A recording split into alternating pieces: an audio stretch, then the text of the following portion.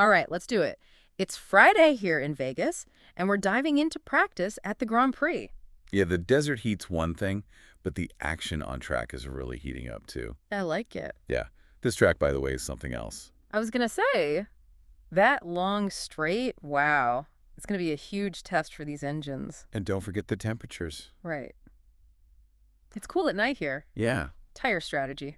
More important than ever, I think. Absolutely crucial. And of course, we've got Max possibly clinching the championship this weekend. Pressure's on for everyone. For sure. But first, we got to talk Mercedes. Yeah. Hamilton, Russell, they topped both sessions, dominating. They were fast. A lot of people are saying sandbagging, but I don't know. What do you think? Were they really that good? I think they were genuinely quick. Yeah. That car just seems to work really well here. The balance they've got, the straight line speed, and then enough downforce for all those twisty bits through the casinos. It's impressive. I was watching Hamilton especially, the way he was taking those corners. I know. Almost like defying physics. The entry speed he was carrying was unbelievable.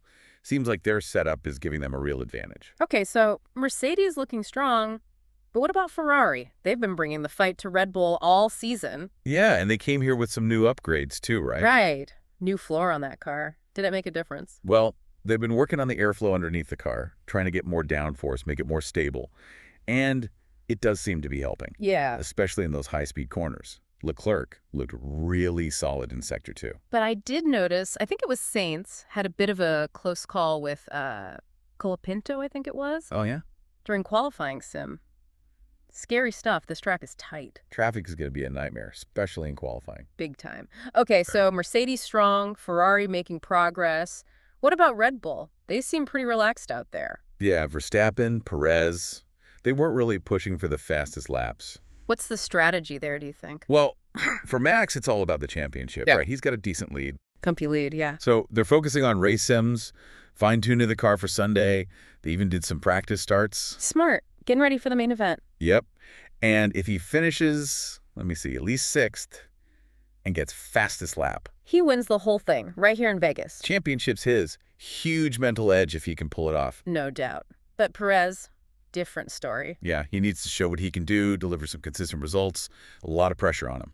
Speaking of pressure, Fernando Alonso was, I don't know if I'd say cocky, but confident about Aston Martin's chances. He's always got something to prove. He does, but all the changes at Aston Martin, new personnel, does that affect the car? Do you think there's any basis to his confidence? Well, they were testing a new rear wing today, trying to get max downforce without losing too much speed on the straights. Tricky. Risky strategy. But if it works, it could really pay off in those slower corners. Interesting. Okay, so Aston's taking a gamble, but right now, Mercedes just seems to have the edge, wouldn't you say? I mean, can anyone really challenge them this weekend? It's early, but they do look in control. They've got the speed, the experience, and they're confident. And they tend to do well on street circuits historically. But this track, that straight, those corners... It's going to be tough. It's not an easy track. No walk in the park, that's for sure. And speaking of tough, a lot of drivers were struggling with the track itself today. Yeah. Saw quite a few lockups, cars going off. Not surprising, the grip levels are really low. It's all about finding the limit, but not going over it. Very fine line. Yep. And with those temperatures dropping in the evening, tire management is going to be even more crucial. We'll dive into all that later. But first... Okay, so we've talked about the big names, the guys at the front. But what about the midfield battle? You mentioned Alpine's podium in Brazil. Double podium, actually. Impressive, yeah. Can they keep that momentum going here? They're looking good, that's for sure.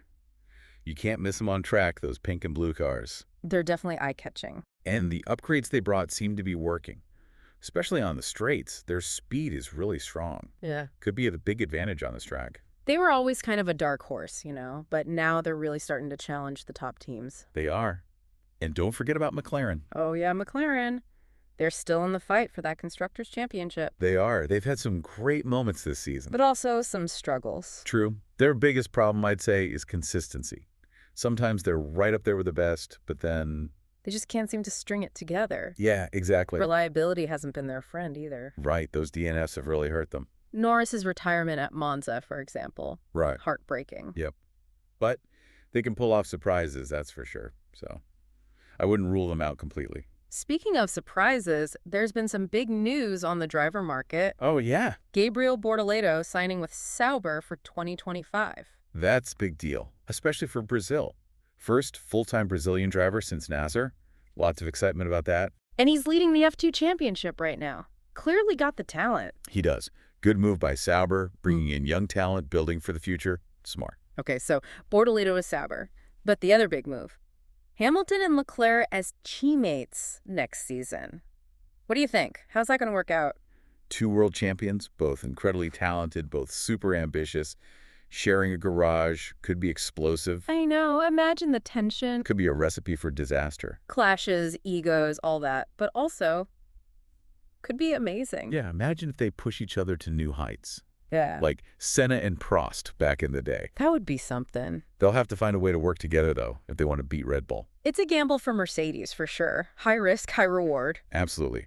But let's not forget about this weekend. Right. Back to Vegas. Verstappen. On the edge of that championship, the stakes are high. They are. So remind me again, what has to happen for him to clinch it? Pretty simple, actually. Finishes 6th or higher and gets the fastest lap. He's champion. 6th. Wow. That just shows how dominant he's been this season. He has been incredible. But it's not over yet. Anything can happen in this race. Oh, yeah. Remember last year here in Vegas? Crashes, safety cars. Nobody predicted that finish. Norris's crash. Man, that was scary. Easy to get caught up in all the glitz and glamour, but these guys are risking their lives out there. They are, and this track is no joke. Fast, narrow, no room for error. Exactly. We were talking about tire management. Right. How much of a factor will that be in the race itself? Huge factor. Massive, especially with these cool track temperatures. Yeah. Teams are going to be watching tire wear very closely. It's all about balance. You know, performance versus how long the tires will last. So we could see some interesting pit stop strategies. Definitely. Some teams might try an early stop, try to undercut their rivals. Others might try and stay out longer, get track position. Makes things even more unpredictable. So, given everything we've talked about, who do you think has the edge going into qualifying and then the race on Sunday? Tough to say. Mercedes has the pace, no doubt. But Red Bull, they have the experience, the strategy. And Ferrari, Alpine, they're waiting to pounce if anyone makes a mistake. Don't forget McLaren. Never count them out. It's Vegas, baby. Anything can happen. But before we get ahead of ourselves, let's talk about that championship, though. It's kind of hanging over everything, right? Yeah, Max could clinch it. But how does that, I don't know, affect how he races? It's got to add some pressure, right? Yeah. I mean, he could play it safe, cruise to 6th, and that's it. Championship. Job done. But knowing Max... He's not going to do that. No way. He's a racer. He wants to win. We want that top step. Exactly. And that's where it gets interesting. Because if he pushes too hard... Mistakes happen. Especially on a track like this. And his rivals... they'll be ready to pounce. So, yeah, it's a tough one. Aggression, caution. Got to find that balance. What about Perez? What do you think his role is in all this? Checo. Tough weekend for him. He's got to think about his own race, but also what's best for the team. It's a tricky position to be in, for sure. He's had a mixed season, right? Some great drives, but also some mistakes. This weekend, it's a chance to prove himself. Show he can be that reliable number 2. Exactly. Support Max. Help the team win the Constructors' Championship, too. Right, because they're still fighting Ferrari for that. Every point counts. Absolutely. But it's not just about the championships. True. There are so many other stories happening down the grid. Yeah. Drivers fighting for their futures, contracts, wanting to make a name for themselves. I think that's what makes F1 so interesting, you know? Yeah. All the individual stories. Yeah, for sure. You've got the veterans like Alonso, still pushing after all these years. Terrible. And then the young guys like Russell, trying to establish themselves. That mix of experience and youth, the ambition, the pressure, it's what makes it so unpredictable. And Vegas, it just adds another layer of, I don't know, excitement. It does. Anything can happen here. Well said. So, as we wrap up this deep dive, let's leave our listeners with something to think about. Beyond the championships, the strategy, all the technical stuff, what are you most looking forward to seeing this weekend? What stories are you going to be watching? Let us know and join us again after qualifying and the race for another deep dive right here in Vegas.